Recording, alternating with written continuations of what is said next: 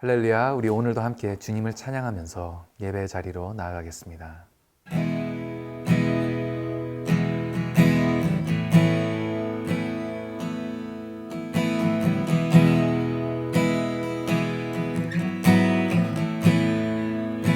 예수 가자.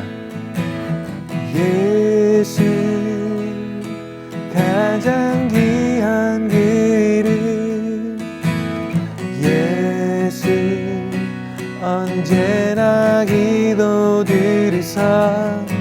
오 예수 나의 손 잡아주시니 가장 귀한 그 이름. 예수 찬양. 예수 찬양하기 원하네. 예수 좋음과 낮음 되시는 오 예수 날 위해 고통당하신 가장 귀한 그 이름. 예수 왕의 왕. 예수 왕의 왕이 되신 주. 예수 당신의 끝없는 사랑. 오 예수 목소리 높여 찬양해 가장 귀한 그 이름.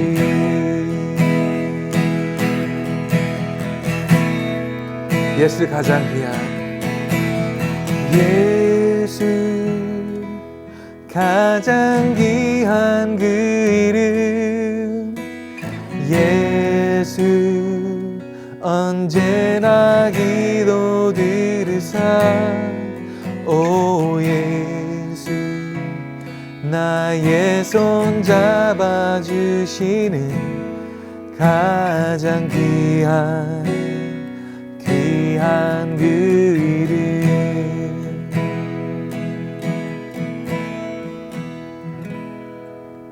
아멘. 예언자 하박국이 받은 묵시의 말씀입니다. 오 여호와여, 제가 언제까지 부르짖어야 합니까? 주께서 듣지 않으시는데 폭력입니다라고 제가 주께 외쳐도 주께서는 구해주지 않으십니다. 왜 저로 하여금 불의를 보게 하십니까? 왜 죄악을 쳐다보게 하십니까? 파괴와 폭력이 제 앞에 있습니다.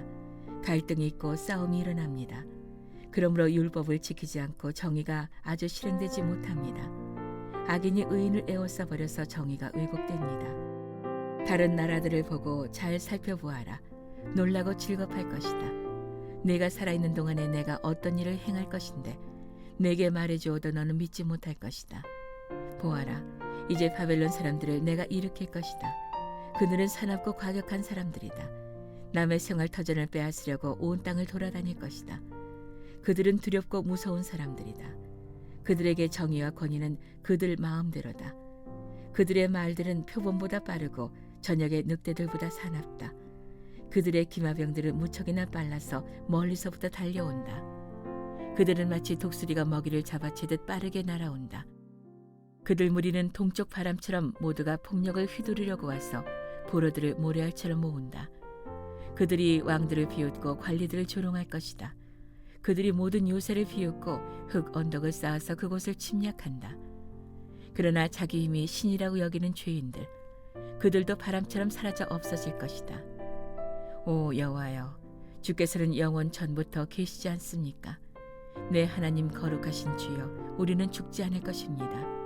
오 여호와여, 주께서는 심판을 위해 그들을 세우셨습니다. 오 반석이시여, 주께서는 그들을 세워 벌하셨습니다. 주의 눈은 정결해서 죄악을 보시지 못하시고 죄악을 그냥 바라보시지 못하십니다. 그런데 악한 사람이 자기보다 의로운 사람들을 파괴시키고 있는데 왜 반역자들을 조용히 바라보고만 계십니까? 주께서는 사람을 바다의 물고기처럼 만드셨고 다스리는 이가 없는 기어다니는 생물처럼 만드셨습니다. 그는 갈고리로 그들 모두를 낚아올리고 그물로 끌어올리며 어망 안에 모아 담고는 즐거워하고 기뻐합니다. 그리고 자기 그물에다 재물을 바치고 자기 어망에다 분향을 합니다. 잡아들인 것이 많고 그들의 음식이 풍성하게 됐기 때문입니다. 이렇게 그들이 그물을 비우고 계속 무자비하게 민족들을 죽여도 됩니까? 할렐루야. 오늘부터 새롭게 시작되는 하박국 말씀을 통해서 또 하나님의 귀한 은혜를 경험하는 여러분 되시기를 축복합니다. 아이들을 키우다 보니까 아이들이 더 어릴 때는 저와 아내가 아이들에게 이야기를 하면 이 아이들이 고분고분 아주 말을 잘 들었습니다. 그런데 언젠가부터 따지고 묻기를 시작했습니다. 분명히 나이로 봤을 때 아직 사춘기는 아닌 것 같은데 심지어 6살 된 둘째 아이도 형을 따라서 벌써부터 부모의 말에 이유를 따져 묻는 때가 종종 있습니다. 본인들 생각에는 본인들이 이제 제법 아는 것도 많아졌고 생각도 많이 커진 것 같다고 여기는 것 같습니다. 그래서 오히려 부모를 설득시키려고 따지고 드는 건데 사실은 아직 생각이 미성숙한 아이들 아니겠습니까? 그래서 부모의 생각을 절대로 다 이해하지 못합니다. 그러다 보니까 부모에게 이제 질문을 던지는 건데 이럴 때 부모가 질문에 대해서 납득할 수 있는 답을 주면 때로는 아이들이 거기에 순응하기도 하고 또 때로는 불만이 있어도 자기들에게 따질 수 있는 논리가 바닥이 나서 그냥 받아들이는 경우도 있습니다. 그런데 만약 그런 상황에서 부모가 강압적으로 힘과 지위를 이용해서 자식을 누르게 되면 아이들은 그때부터 부모에게 이제 마음을 닫게 되고 아예 질문 자체를 안 하게 되면서 그렇게 이제 부모와 자식 간의 깊은 관계의 골이 생기게 되는 것이죠. 그런 측면에서 생각해 보면 질문이 나온다라는 것 자체는 아직은 둘의 관계가 괜찮다라는 반증이기도 합니다. 그래서 건강한 부모와 자식의 관계라면 아이는 부모에게 자꾸 질문을 던지고 또 부모는 아이에게 납득할 수 있을 만한 그런 답변을 해줄 수 있어야 할 것입니다. 여러분, 신앙인을 수식해주는 많은 단어들 중에서 하나님의 자녀라는 수식어가 있습니다. 하나님은 우리의 아버지이시고 우리는 하나님의 자녀입니다. 앞서 들었던 예를 적용해 보자면 자녀인 우리가 하나님께 자꾸 질문하는 것은 당연한 현상이죠. 하나님과의 관계가 건강하다는 증거가 되는 것입니다. 그래서 하나님께 질문하는 것을 우리가 망설일 필요가 전혀 없습니다. 하나님의 뜻을 이해할 수 없다면 하나님께 질문하고 답을 구하는 것이 마땅합니다. 우리 중에 누구도 하나님의 섭리를 다 이해하고 세상에서 일어나는 모든 일들을 다 그냥 그대로 받아들일 수 있는 사람은 없습니다. 왜냐하면 우리는 한계를 지닌 존재이기 때문에 그렇습니다. 신체적인 한계가 있고 지능의 한계도 있고 이해의 한계도 있고 마음의 한계도 있습니다. 그러나 우리가 한 가지 할 수 있는 것이 있습니다. 그것은 모든 것을 다 아는 존재에게 질문하는 것입니다. 마치 아이들이 어렸을 때 부모의 존재가 너무 크게 느껴지기 때문에 부모라면 모든 해답을 다 알고 있을 것 같아서 모든 궁금증을 부모에게 가지고 나가서 질문하는 것처럼 우리도 우리를 창조하시고 온 우주 만물을 지금도 주관하고 계시는 그 전능하신 하나님께 우리가 이해하지 못하는 문제들을 가지고 나가서 질문하면 되는 것이죠. 우리가 오늘 함께 묵상하고자 하는 하박국서에 등장하는 예언자 하박국 역시도 이해하지 못하는 문제에 봉착했습니다. 그래서 그 문제를 가지고 하나님께 나아가 질문하고 있는 것을 보게 됩니다. 여러분이 잘 아시는 것처럼 하박국서는 구약의 예언서 중 하나입니다. 보통의 예언서는 하나님께서 예언자에게 계시하시는 그 말씀을 예언자가 유대인들이나 혹은 다른 민족들에게 선포하는 그 형식으로 되어 있습니다. 그런데 하박국서는 다른 예언서들과는 조금 다른 형식으로 기록되어 있습니다. 방금 전에 말씀드린 것처럼 하박국서는 하박국이 하나님께 질문하고 하나님께서 그 질문에 답하시는 이 질의응답의 형태로 기록되어 있다는 것입니다. 그렇다면 하박국은 어떤 문제에 봉착했을까요? 그가 하나님께 드리는 질문을 통해서 우리는 그가 처한 상황을 유추해 볼 수 있습니다. 2절에서 3절 말씀을 보니까 하박국은 하나님께서 자신이 부르짖어도 듣지 않으시고 외쳐도 구원하지 않으신다라고 말합니다. 이것은 질문이라기보다는 마치 호소하는 것과 같고 어찌 보면 하나님께 따지고 있는 것 같기도 합니다. 그가 이처럼 하나님께 따지듯이 질문하고 있는 이유가 무엇입니까? 도대체 그 시대에 무슨 일들이 있었길래 하박국이 이렇게 하나님께 호소하고 있는 것일까요? 하박국 선지자가 활동했던 시기에 대해서 학자들의 여러 추측이 있지만 가장 설득력 있는 것은 기원전 605년에서 597년 사이인 유다의 여호야김 왕이 통치하던 그 시기였다라는 것이 가장 설득력 있는 이론입니다. 그 당시 유다는 바벨론의 속국이었습니다. 그래서 바벨론에 조공을 바치고 있었는데 바벨론으로부터의 독립을 또 한편으로는 꾀하고 있었습니다. 그래서 이집트의 힘을 빌려서 이 바벨론으로부터 독립하려고 했던 여호야김 왕이 바벨론이 잠시 전쟁으로 약해진 틈을 타서 바벨론에 바치던 조공을 이집트에 바치면서 이집트에 도움을 요청합니다. 그런데 결과적으로는 이집트가 별 도움이 되지 못했습니다. 오히려 여호야김 왕은 그 일로 인해서 바벨론의 눈밖에 나게 되면서 바벨론으로부터 나중에 침공을 받게 되는 결과를 가져옵니다. 이런 시기였다 보니 왕은 조공을 바치기 위해서 어떻게 했겠습니까? 백성들을 쥐어짰던 것이죠.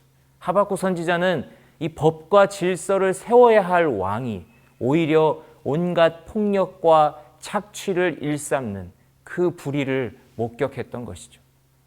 왕이 그와 같이 불의를 행했다면 그 나머지 영역들, 나머지 부분들에 있어서도 온갖 불법과 불의가 가득했을 것이다라는 게 우리가 불보듯 뻔한 사실입니다.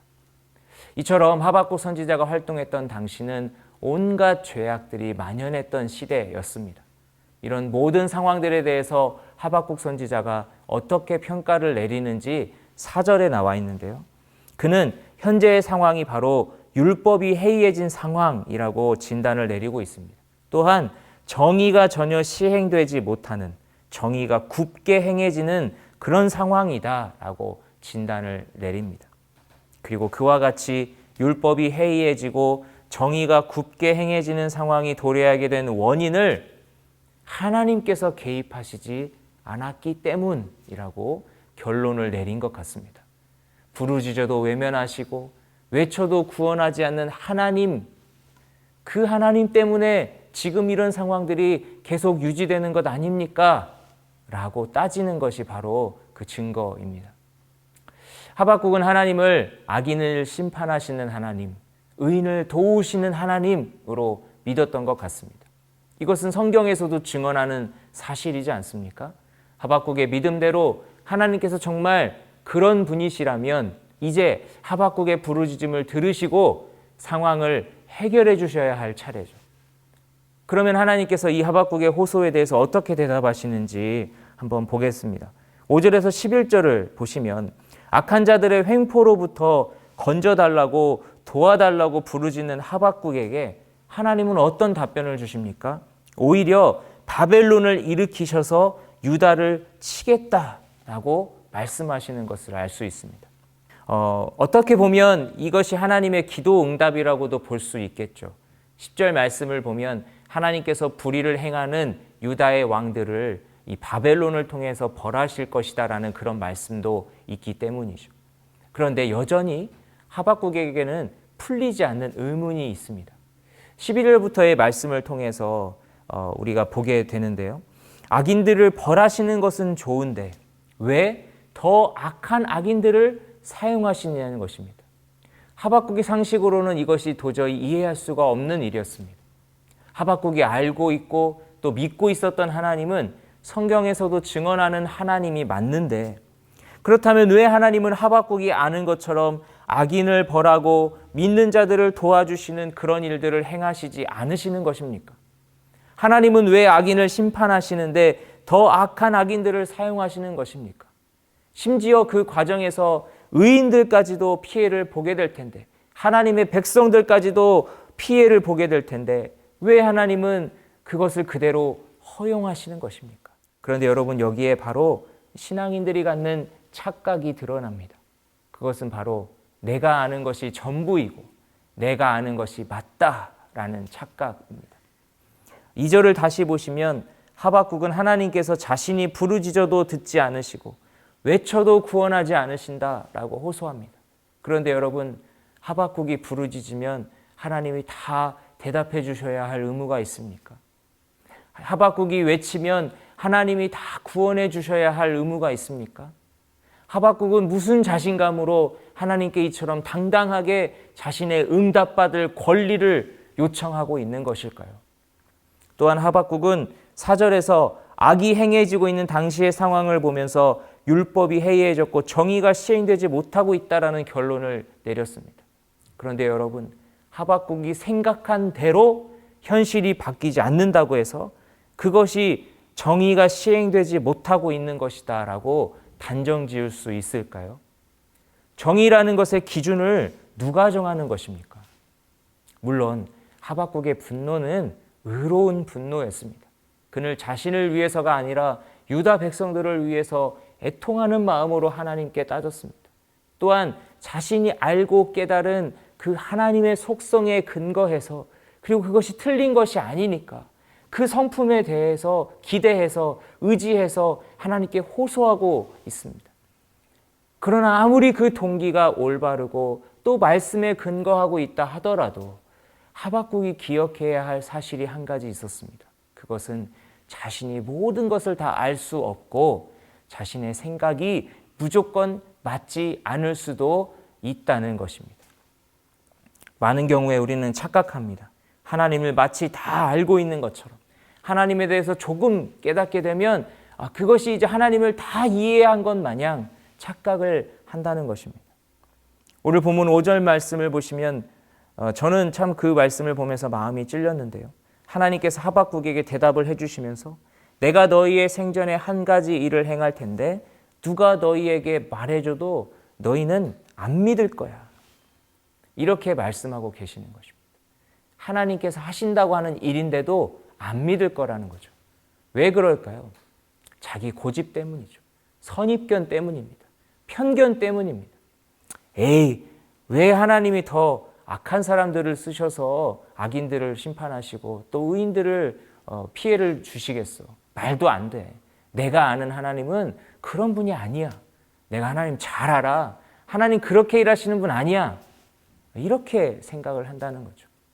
짧은 인생의 경험, 지식, 지혜, 이런 것들이 우리에게 결국은 아집이 되고 선입견을 만들고 편견을 갖게 하는 것입니다.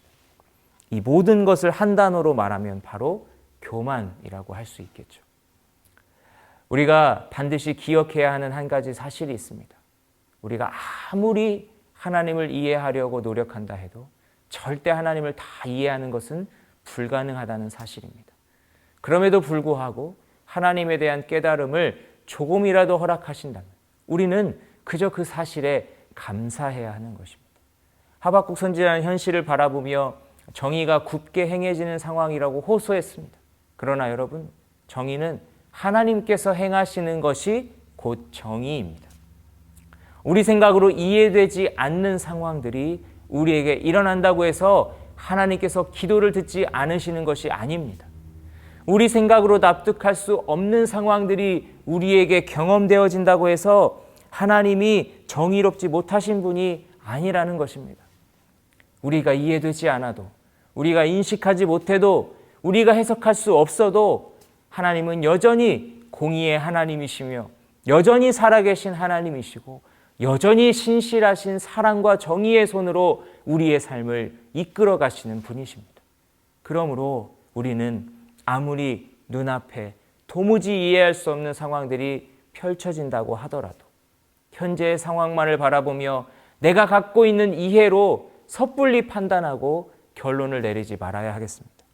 우리가 할 일은 우리의 아버지이신 하나님께 나아가서 겸손하게 질문하는 것입니다. 그리고 우리의 제한적인 이해로는 하나님의 뜻을 깨달을 수 없으니 우리가 하나님의 뜻을 깨닫고 하나님을 신뢰할 수 있도록 하나님의 도우심을 구해야 합니다. 그러다가 하나님께서 우리에게 또 깨달음을 주실 때가 있죠. 그런데 그때에도 하나님께서 깨닫게 해주시는 그것이 하나님의 뜻의 어떤 전부가 아님을 우리가 인정을 해야 합니다. 하나님의 뜻은 그보다 크고 더 있을 수 있다라는 사실을 우리가 늘 기억해야 합니다. 그래서 다시 겸손 모드로 우리가 들어가야 하는 것이죠. 우리의 인생에서 꼭 우리가 생각하는 좋은 결과가 나타나야만 선한 결말이 아닙니다. 선함의 기준도 우리에게 두는 것이 아니라 하나님께 둘 수 있는 것, 그것이 진정한 신앙입니다. 내가 이해할 수 없어도, 내가 납득하지 못해도 하나님은 선하십니다. 왜냐하면 하나님은 그 자체로 선한 분이시기 때문입니다. 그러므로 우리가 지금 겪고 있는 고난도 하나님의 섭리 안에 있습니다. 우리 삶에서 경험하는 모든 일들이 하나님의 선하신 섭리 안에 있습니다. 사랑하는 여러분, 도무지 이해할 수 없는 현실의 터널을 지날 때에도 선하신 우리 하나님을 신뢰하며 하박국이 나중에 이제 3장에서 하나님의 뜻을 깨닫고 그 질문과 하나님이 주시는 그 대답을 통해서 하나님의 뜻을 깨닫게 되고 고백하는 그 찬양을 우리의 입술로도 고백하며 구원의 하나님, 선하신 하나님을 날마다 찬양할 수 있는, 모든 순간에 고백할 수 있는 그런 믿음이 저와 여러분에게도 있을 수 있기를 예수님의 이름으로 축복합니다. 기도하시겠습니다. 하나님 아버지 감사합니다. 하박국 말씀을 통해서 우리가 도무지 이해할 수 없는 현실이 우리의 눈앞에 펼쳐져 있을지라도 그 현실만을 바라보고 우리가 섣불리 판단하지 않고 그 뒤에서 일하시는 하나님, 언제나 선한 손길로 또 정의의 손길로 우리의 삶을 이끌어 가시는 그 하나님을 신뢰해야 함을 우리가 오늘 말씀을 통해 배웠습니다. 우리의 생각과 우리의 지식과 우리의 지혜로 이해할 수 없다고 할지라도 우리 하나님이 선하신 분이시며 우리 하나님 우리를 사랑하시는 분이셔서 우리를 날마다 선한 손길로 인도해 주고 계신다는 그 사실을 믿을 수 있는 믿음이 우리 안에 있게 하여 주시옵소서. 그래서 현실의 모든 그런 상황들을 우리가 지나갈 때에 그 선하신 주님, 정의로우신 주님, 신실하신 주님을 붙들고 믿음의 길에서 흔들리지 않을 수 있도록 주님 우리를 도와주시옵소서. 귀한 말씀 주심에 감사드리며 예수님의 이름으로 기도드립니다. 아멘.